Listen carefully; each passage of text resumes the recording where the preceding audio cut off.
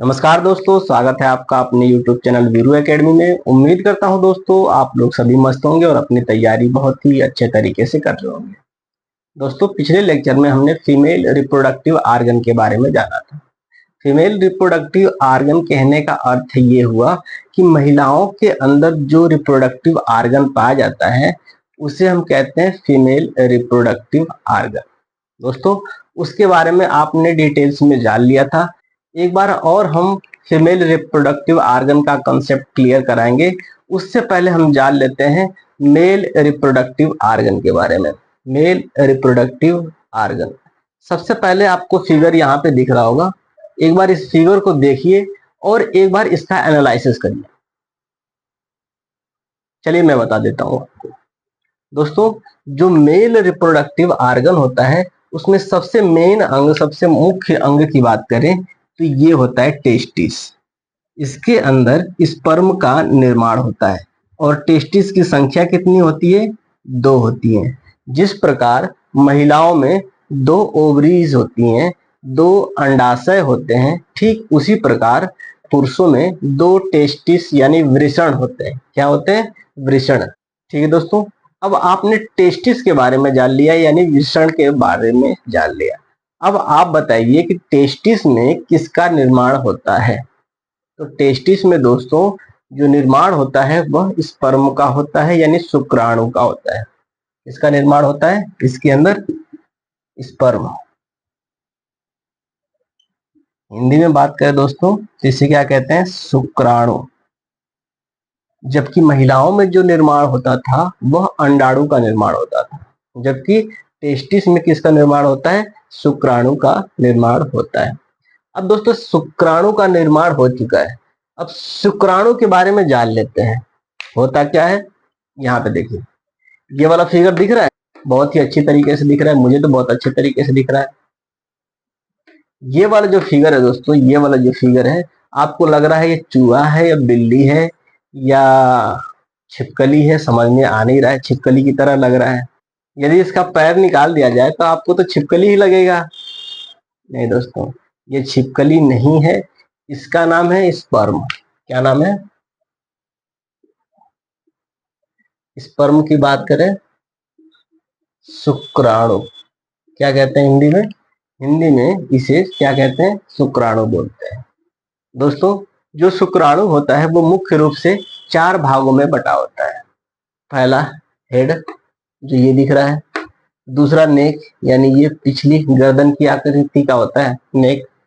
फिर इसके बाद है मिड पीस यानी मध्य वाली भाग, और लास्ट में होता है क्या? टेल।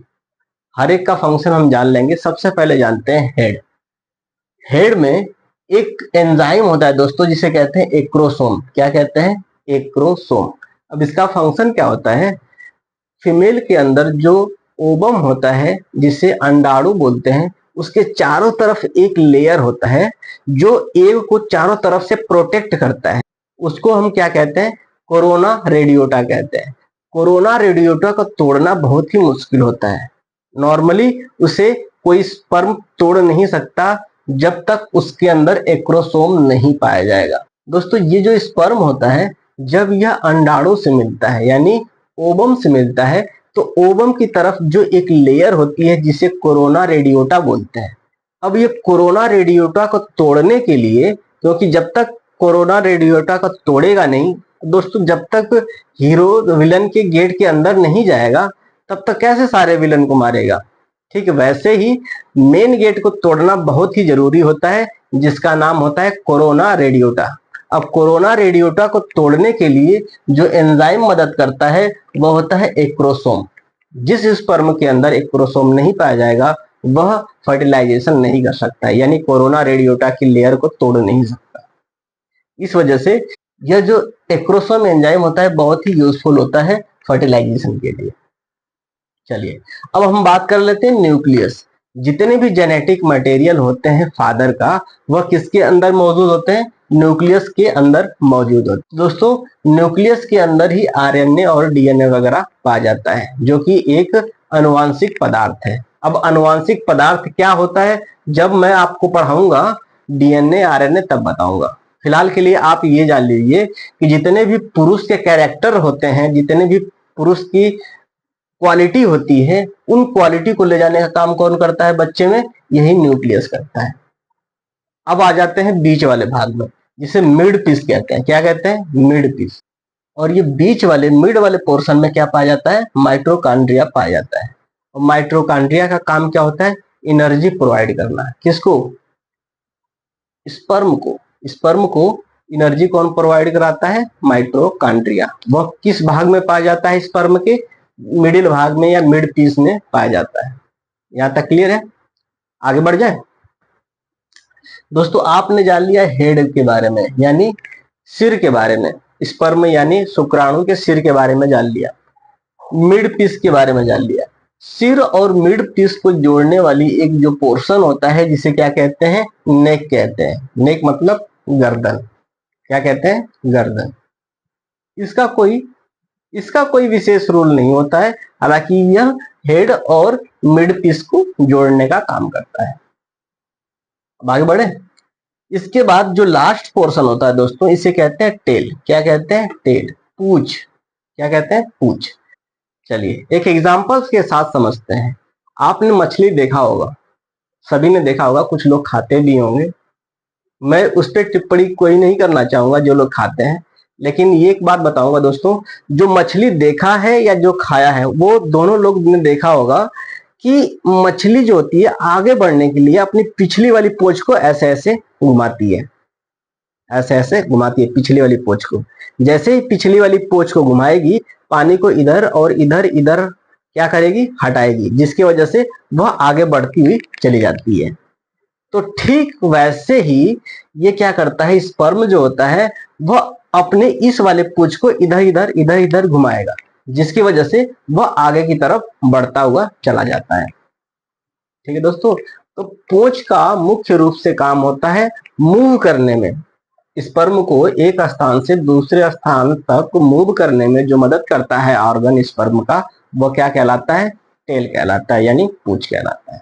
तो दोस्तों यहां तक आपने जान लिया कि हेड, नेक, मिड पीस और टेल, इनका फंक्शन क्या क्या होता है।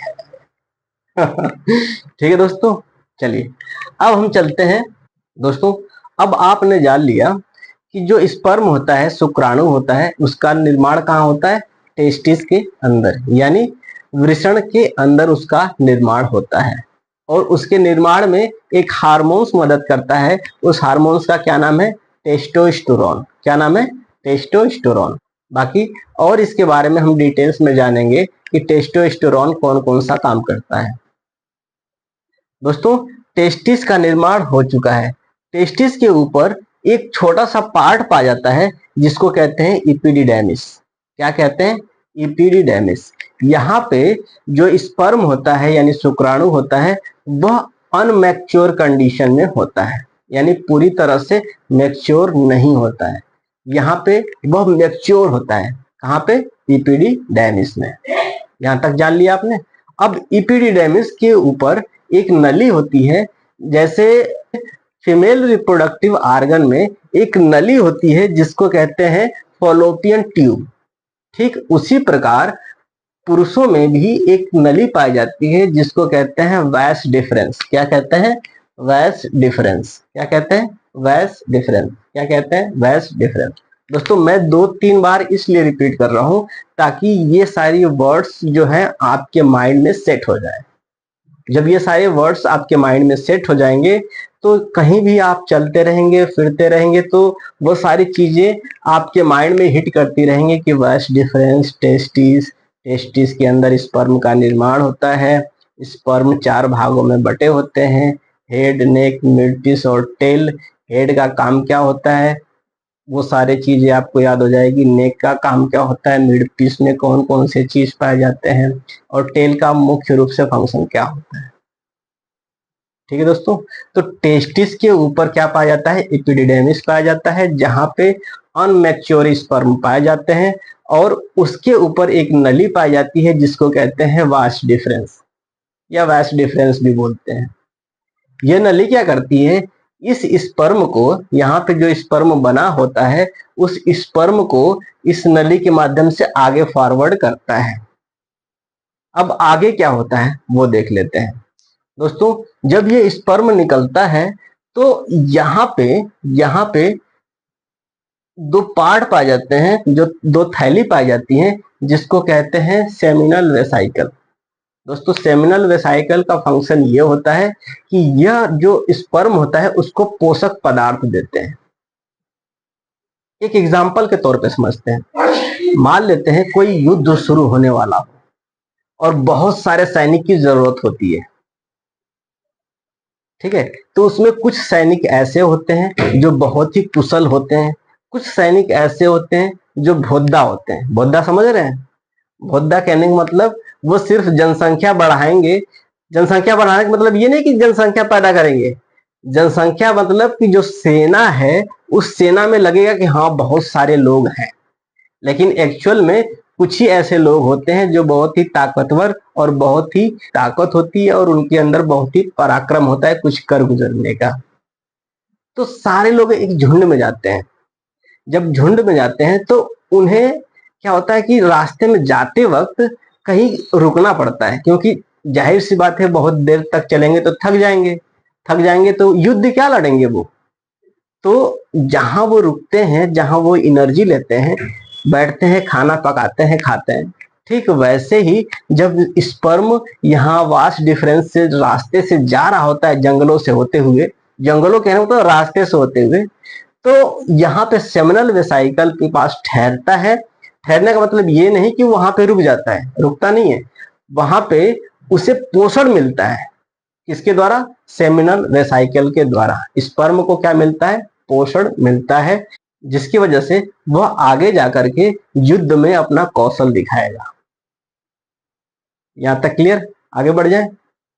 तो सेमिनल वेसाइकल के अंदर स्पर्म को क्या मिलता है? पोषण मिलता है। अब आगे बढ़ते हैं। आगे दोस्तों एक और ग्लैंड पाया जाता है। ये ग्लैंड, ये वाला जो ग्लैंड होता है इसको कहते हैं प्रोस्टेट ग्लैंड। क्या कहते हैं? Prostate gland.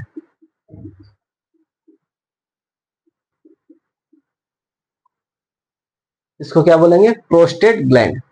अब प्रोस्टेट ग्लैंड का फंक्शन समझ लेते हैं। दोस्तों, जब मैं एक्सक्रेटरी सिस्टम यानी उत्सर्जन तंत्र पढ़ा रहा था आपको, तो वहां पे बताया था किडनी के फंक्शन के बारे में। आपको याद होगा, जिसने मेरा वीडियो पिछला देखा हुआ है उसे बिल्कुल बाकायदे क्रिस्टल क्लियर हो रहा होगा कि कैसे किडनी फंक्शन करती है और किडनी से निकलने वाले जो नाइट्रोजनस वेस्ट होता है वह किस रास्ते से होकर के हमारे पेनिस के थ्रू बाहर निकलता है। अब दोस्तों किडनी को भी एक बार रिवीजन करके सारी चीजों को एक साथ कोरिलेट कर दूंगा, और कोरिलेट करने के बाद वो चीजें आपको बेहतर समझ में आएगी। हमने देखा था दोस्तों कि हमारे बॉडी के अंदर जितने भी लिक्विड नाइट्रोजनस वेस्ट होते हैं उनको अलग करने का काम कौन करता है? हमारी किडनी करती है। किडनी हमारे बॉडी में कितनी होती है? 2। अब आपको लग रहा होगा कि ये टेस्टिस पढ़ाते पढ़ाते किडनी में कहां से पहुंच गए। बिल्कुल लगेगा, क्योंकि वहां से यहां तक आने में दोस्तों एक ऐसी रास्ता पड़ेगा जब किडनी और स्पर्म दोनों एक रास्ते से होकर गुजरेंगे। तो क्यों ना हम उस रास्ते को भी जान लें और उस रास्ते को भी जान लें, क्योंकि मंजिल दोनों की सेम है। हालांकि मंजिल सेम नहीं है लेकिन रास्ता तो सेम है। तो क्यों ना रास्ते के बारे में एक बार जान लेते हैं।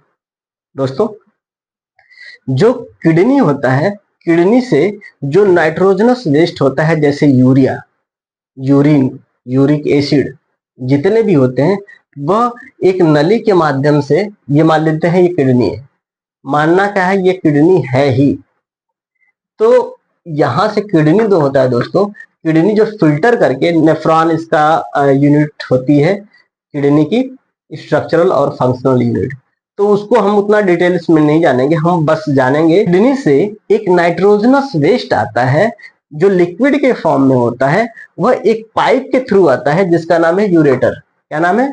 यूरेटर। यूरेटर्स के थ्रू जो किडनी से अंदर नाइट्रोजनस वेस्ट एक थैली में आता है, इस थैली का नाम है यूरेनरी ब्लेडर यानी मूत्राशय।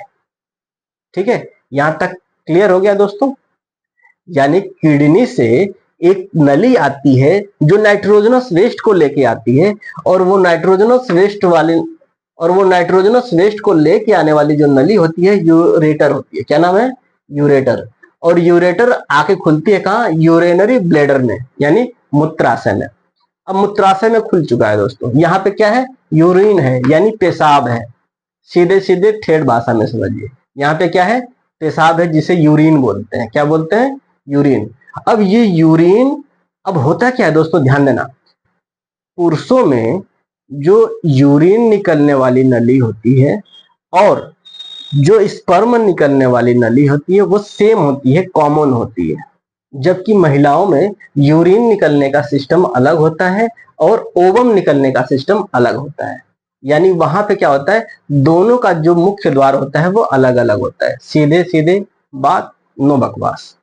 ठीक है, आपका कंसेप्ट क्लियर होना बहुत ही जरूरी है दोस्तों। लेकिन पुरुषों में क्या होता है, जो स्पर्म निकलता है और मूत्र निकलता है वो सेम मार्ग से निकलता है, जिसे यूरेथ्रा बोलते हैं। क्या बोलते हैं? यूरेथ्रा। देखिए दोस्तों, अब यहाँ पे यूरिनरी ब्लेडर में हमारा पेशाब यानी यूरिन आके कलेक्ट हो चुका है। यहीं पे एक ग्लैंड पाया जाता है। क्या पाया जाता है? ग्लैंड, जिसका नाम है prostate gland. Prostate gland. Prostate gland का काम क्या होता है, जब यूरिन आ रहा होता है तो उस वक्त ये किसको रोक देता है? स्पर्म को रोक देता है। जैसे ट्रैफिक पुलिस होता है ना, ट्रैफिक पुलिस का नाम सुना होगा। हाँ, काफी लोगों का चालान कटा है ट्रैफिक पुलिस से। दोस्तों, ट्रैफिक पुलिस क्या करता है, कहता है कि रुक जाओ, आप जाइए भाई साहब। जैसे ही इधर की ट्रैफिक जाम होती है फिर इधर को छोड़ने लगता है, इधर को रोक देता है। तो जो रोकने का और भेजने का काम करता है, किसको रोकना है किसको भेजना है, वो कौन करता है? प्रोस्टेट ग्लैंड करता है। दोस्तों, इसका काम बहुत खतरनाक है। इसी वजह से पुरुषों में सबसे ज्यादा कैंसर जो होता है वो प्रोस्टेट ग्लैंड में होता है। प्रोस्टेट ग्लैंड में सबसे ज्यादा कैंसर होता है। लेकिन कैंसर का दोस्तों सही इलाज आज तक ढूंढा नहीं गया। इनिशियल स्टेज पे उसे खत्म करा जा सकता है, लेकिन यदि जब वो इनिशियल स्टेज को क्रॉस कर देता है तो उसे रोकना बहुत ही मुश्किल होता है। जैसे महिलाओं में यूटेरस कैंसर होता है या सर्विक्स कैंसर होता है, ठीक उसी प्रकार पुरुषों में भी कौन सा कैंसर होता है? Prostate cancer. मेरी आवाज आपके पास सही तरीके से आ पा रही है? एक बार कमेंट भी करिए दोस्तों, और यहां तक आपको समझ में आया या नहीं आया ये भी बताइए। चलिए अब आगे बढ़ते हैं। हमारा स्पर्म, कहने का अर्थ ये है दोस्तों कि ये जो स्पर्म कहां तक पहुंच गया था? यहां तक पहुंच गया था, सेमिनल वेसाइकिल होते हुए प्रोस्टेट ग्लैंड तक पहुंच चुका था। प्रोस्टेट ग्लैंड का काम क्या करता है? एक प्रकार से ट्रैफिक पुलिस होता है, जो कि कब यूरिन को रोकना है और कब स्पर्म को रोकना है वो डिसाइड करता है। जब स्पर्म आ रहा होता है अपने मार्ग में तो उस वक्त यूरिन को रोक देता है, और जब यूरिन आ रहा होता है उस वक्त क्या कर देता है? स्पर्म को रोक देता है। क्योंकि नली एक ही है, दोनों एक साथ मिक्स हो जाएंगे दोस्तों तो बहुत ही गड़बड़ हो जाएगा। कुछ जानवर ऐसे होते हैं उनमें मिल भी जाता है, जैसे कुत्ता वगैरह होता है, उसमें कुछ टेस्टोस्टेरोन के जो लेवल होता है वह यूरिन में आने लगते हैं। आपने देखा होगा दोस्तों कि जो डॉग होते हैं वो, कोई गाड़ी खड़ी रहती है वहां पे टांग उठा करके यूरिनेशन कर देंगे, यानी पेशाब कर देंगे, और हर एक इलाके में हर एक दीवार पे करते जाएंगे। वो डिसाइड करते हैं कि वह उनका इलाका है, लेकिन उन्हें ये नहीं पता है कि जो गाड़ी खड़ी है वो कुछ देर में वहां से चली जाएगी, और जब वह दूसरे के इलाके में जाती है गाड़ी तो उस इलाके के कुत्ते उसके ऊपर भौंकने लगते हैं कि ये कौन आ गया हमारे इलाके में। ठीक है, तो कभी कभी दौड़ा देते हैं। बाइक वालों को तो बड़ा खतरनाक दौड़ाते हैं दोस्तों। एक बार मैं और हमारे फ्रेंड मूवी देखने गए थे। मूवी खत्म हो गई थी। मूवी का नाम था RRR। आपने भी देखा होगा, बहुत अच्छी मूवी है साउथ की। जिसमें एक्टर है वो, क्या नाम है उसका, रामचरण। काफी अच्छी एक्टिंग करा है उसमें। तो दोस्तों, जब हम मूवी देख के आ रहे थे तो हो सकता है कि हमारे दोस्त की जो बाइक थी उस पर कभी किसी डॉग ने टॉयलेट कर दिया रहा होगा। अब वो आ रही है रास्ते में, रात के 10-11 बज गए होंगे। 3 लोग एक बाइक पे थे, सबसे पीछे बैठा था मैं। अब हुआ यूं कि पीछे से कुत्ते ने दौड़ा लिया। जो आगे चला रहा है उसे तो कोई दिक्कत नहीं है, एक लोग बीच में बैठे थे उनको भी कोई दिक्कत नहीं है। दिक्कत हो गई मुझे, क्योंकि वो सबसे पहले पीछे वाले व्यक्ति को ही पकड़ते हैं सब। अब मैं बोल रहा हूँ कि भाई भगा गाड़ी, मैंने दोनों पैर अपने ऊपर कर लिया। दोस्तों कभी कभी उसने तो भगा दिया, बच गया खैर, लेकिन कभी कभी क्या होता है कि जो ड्राइवर होता है वो बैलेंस नहीं कर पाता है गाड़ी को और गाड़ी गिर जाती है। हालांकि उस वक्त काटते नहीं है, कहते हैं कि साला ये तो खुद मारा हुआ है, इसे क्या ही मारना है या क्या ही काटना, तो वो वहां से भाग जाते हैं, लेकिन गिरा तो देते हैं। तो ये होता है दोस्तों, उनके यूरिन में टेस्टोस्टेरोन का जो लेवल होता है वह मिला होता है, जिसकी वजह से वो सूंघ लेते हैं कि यह हमारे इलाके का कुत्ता नहीं है, यह हमारे इलाके की बाइक नहीं है, तो इस वजह से वो दौड़ा देते हैं उसको। ठीक है, कहानी अच्छी लगी, चलिए आगे चलते हैं। तो दोस्तों प्रोस्टेट ग्लैंड का वर्क आपने जान लिया कि यह यूरिन को और स्पर्म को एक निश्चित पाथ देता है और एक दूसरे को रोकने का भी काम करता है कि कब रुकना है और कब जाना है। दूसरा फंक्शन होता है प्रोस्टेट ग्लैंड का, जो स्पर्म होता है उसके प्रेशर को बढ़ाना, यानी धक्का देना जोर से, ताकि वो एक प्रेशर के साथ आगे जा पाए। तो प्रोस्टेट ग्लैंड का और एक फंक्शन होता है कि स्पर्म को एक प्रेशर के साथ आगे भेजे, ताकि उसके अंदर मोशन बहुत तेज हो और वह यूटेरस के अंदर प्रवेश कर जाए और एग को फर्टिलाइज कर दे। तो दूसरा फंक्शन क्या होता है प्रोस्टेट ग्लैंड का, जो स्पर्म होता है उसको रफ्तार प्रोवाइड कराना। अब ये क्या होता है दोस्तों कि इस नली से, जिसे कहते हैं पेनिस, क्या कहते हैं पेनिस, जिसे हिंदी में क्या बोलते हैं लिंग, लिंग के रास्ते से यह बाहर निकल जाता है। अब होता क्या है दोस्तों, हमने आपको जब फीमेल रिप्रोडक्टिव आर्गन बता रहा था, यहाँ पे दिख रहा है आपको, चलिए नहीं दिखेगा बताना, मैं एक फीमेल रिप्रोडक्टिव आर्गन बता रहा हूँ थोड़ी समझने के लिए, बहुत छोटा में बनाऊंगा, घबराइए मत, चिल्लाने की जरूरत नहीं पड़ेगी आपको कि दिखाई नहीं दे रहा है।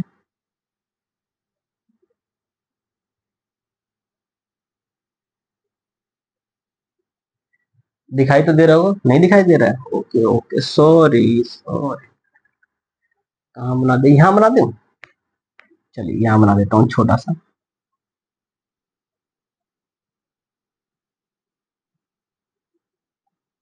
दोस्तों मैं फिगर नहीं बनाया हूँ, तो इसका ये मत सोचिएगा कि मैं फिगर नहीं बना पाता हूँ। एक शॉर्ट डायग्राम है,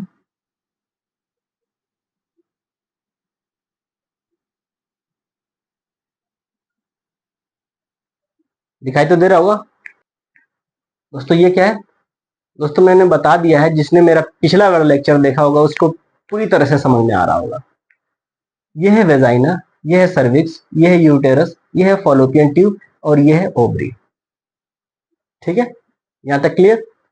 दोस्तों होता क्या है, ये जो पेनिस होता है जब वेजाइना के अंदर प्रवेश करता है तो यहां से क्या करता है, स्पर्म डिस्चार्ज कर देता है। अब स्पर्म आधे इधर जाएंगे, आधे ऊपर जाएंगे और आधे इधर जाएंगे। दोस्तों यहां से जब स्पर्म डिस्चार्ज होगा, ध्यान देना, बिल्कुल ध्यान देना, यहां से जब स्पर्म डिस्चार्ज होगा तो ये चारों तरफ फैल जाते हैं।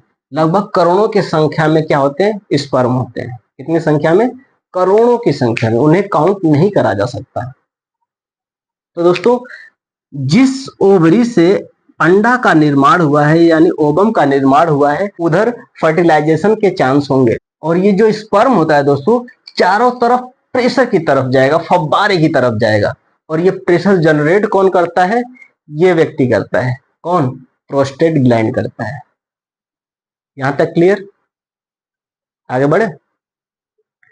तो दोस्तों इसके बारे में मैं और भी डिटेल्स में बताऊंगा, वो सिर्फ एक इंट्रोडक्शन क्लास था फीमेल रिप्रोडक्टिव आर्गन का। फीमेल रिप्रोडक्टिव आर्गन में हम ये भी जानेंगे कि सेरोगेट मदर क्या होता है, टेस्टी बेबी के बारे में और डिटेल्स में जानेंगे। फिर इसके बाद हम जानेंगे जुड़वा बच्चे कैसे पैदा होते हैं। ये सारी चीजें हम एक्सप्लेन करेंगे। फिलहाल हम कर रहे हैं मेल रिप्रोडक्टिव आर्गन, जिसमें से हमने बता दिया आपको कि टेस्टिस का काम क्या होता है। एक दोस्तों ये है पार्ट जिसका नाम है स्क्रोटम। क्या नाम है? स्क्रोटम, जिसे कहते हैं अंडकोश की थैली। क्या कहते हैं? अंडकोश की थैली। दोस्तों ये जो थैली होती है ये शरीर से बाहर निकली हुई रहती है, और यह इसलिए निकली रहती है क्योंकि जो टेस्टिस का जो टेम्परेचर होता है हमारे बॉडी के टेम्परेचर से कम होता है। जब टेस्टिस का टेम्परेचर बॉडी के टेम्परेचर के बराबर हो जाता है तो उस वक्त जो होता है टेस्टोस्टेरोन हार्मोन्स जो होता है बिल्कुल एक्टिव फॉर्म में आ जाता है। जब एक्टिव फॉर्म में आ जाता है तो वह स्पर्म को क्या कर देता है? डिस्चार्ज कर देता है। ठीक है दोस्तों, यहां तक क्लियर हो गया। जब टेस्टिस यानी वृषण का तापमान शरीर के तापमान के बराबर हो जाता है उस वक्त जो टेस्टोस्टेरोन हार्मोन है वो स्रावित हो जाता है, जिसकी वजह से स्पर्म बाहर निकल जाते हैं।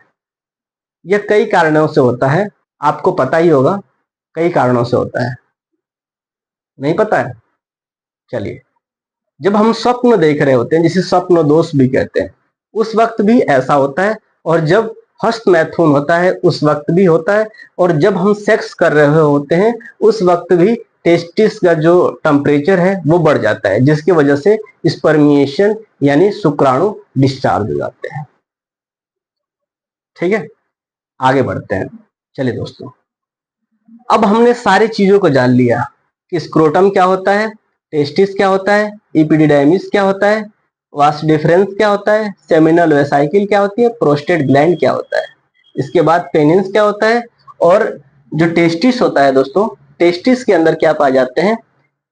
स्पर्म का निर्माण होता है जिसे शुक्राणु बोलते हैं। शुक्राणु के कौन कौन से पार्ट होते हैं वो सारी चीजें आपने जान लिया।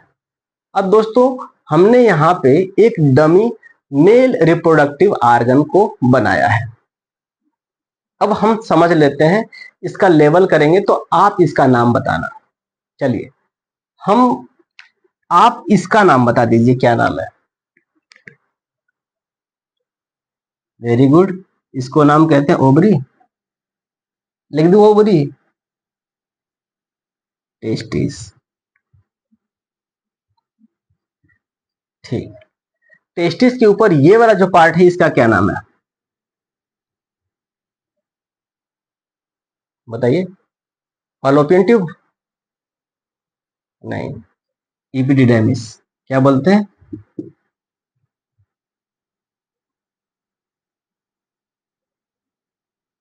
ठीक दोस्तों, ये क्या है ये बताइए?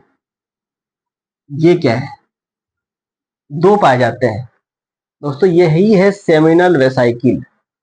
आपने देखा था ना यहाँ पे वही है सेमिनल वेसाइकिल। तो ये क्या हो गया? Seminal vesicle. इसका काम क्या होता है?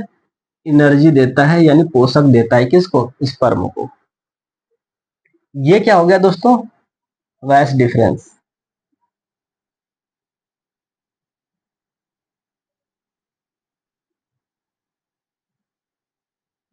वैस डिफरेंस क्या हो गया? वैस डिफरेंस। और ये वाला जो है सेमिनल वेसाइकिल, ये क्या हो गया दोस्तों? ये वाला जो ये पोर्शन दिख रहा है आपको, इसी को क्या कहते हैं? प्रोस्टेट ग्लैंड, प्रोस्टेट ग्रंथि कहते हैं। आपको दिख रहा होगा दोस्तों, ये हो गया यूरेनरी ब्लैडर, मूत्राशय। मूत्राशय से यूरिन आ रहा है, तो ये कहता है कि भैया आप स्पर्म ये है तुम्हारा, ये स्पर्म है। स्पर्म को यहीं पे रोक दिया। रुको भैया, पहले टॉयलेट हो जाने दो। टॉयलेट यहाँ थोड़ा पतला हो गया, ये टॉयलेट बाहर आ गया। ठीक है, बिल्कुल शर्माने की जरूरत नहीं है दोस्तों, यह एक अवेयरनेस है जो कि सेक्स के रिकॉर्डिंग यहाँ पे अवेयर करा गया है। हर एक इंसान को इसकी जानकारी होनी चाहिए। तो ये यूरिन हमारा यानी पेशाब आपका बाहर निकल गया। जब बाहर निकल जाता है तो ये ट्रैक बिल्कुल खाली हो जाता है। उस वक्त जब ट्रैक खाली हो जाता है तब प्रोस्टेट ग्लैंड क्या करता है? ऑर्डर देता है। किसको? स्पर्म को। यदि सिचुएशन वैसा हो जाए तब वो ऑर्डर देता है। ऐसा नहीं है कि स्पर्म नहीं हो रहा है तो वीर्य निकलती रहे, स्पर्म निकलता रहे, ऐसा नहीं है। जब कंडीशन जनरेट होगा उस वक्त निकालेगा। लेकिन एक चीज का ध्यान रखेगा कि जब स्पर्मिएशन होगा यानी वीर्य का निर्माण होगा यानी स्पर्म निकलेगा, उस वक्त आपका पेशाब यानी यूरिनेशन नहीं होगा। तो जब यूरिनेशन हो चुका है दोस्तों, उस वक्त स्पर्म को जाने देगा, स्पर्म को जाने देगा, स्पर्म बाहर निकलेंगे और जो यूरिन होता है वो यहीं पे रोक के रखेगा। यहां तक क्लियर? बताइए क्लियर है या नहीं, कमेंट करके बताइए दोस्तों। दोस्तों यदि आप लाइक करते हैं, शेयर करते हैं, कमेंट करते हैं और सब्सक्राइब करते हैं तो इससे क्या होगा, हमें मोटिवेशन मिलेगा। जब हमें मोटिवेशन मिलेगा तो हम अच्छा से अच्छा कंटेंट आपको देने की कोशिश करेंगे। नहीं भी करेंगे तब भी हम करेंगे, ऐसी कोई बात नहीं है कि आप नहीं लाइक करेंगे शेयर करेंगे तो हम आपको अच्छा कंटेंट नहीं प्रोवाइड कराएंगे। ठीक है दोस्तों, शकल पे मत जाना। कुछ लोग शकल पे जा रहे हैं, अरे शकल तो समझ रहा हूँ। ठीक है, तो देखिए दोस्तों, तो ये पेनिस के थ्रू होकर के जो स्पर्म होता है, यूरिन होता है, वह बाहर निकल जाता है। ठीक है, यहां तक क्लियर हो गया? ये सारे फिगर क्लियर हो गए? इसको कहते हैं पेनिस, इसे कहते हैं एपिडिडाइमिस, इसे कहते हैं वास्ट डिफरेंस, इसे कहते हैं सेमिनल वेसिकल, इसे कहते हैं प्रोस्टेट ग्लैंड। ये होता है यूरिनरी ब्लैडर और ये होता है पेनिस। ये सारी चीजें क्लियर हो गई। ठीक है, तो दोस्तों आज के लिए बस इतना ही। मिलेंगे कल नए उमंग, नए तरंग और नए जोश के साथ। तब तक के लिए जय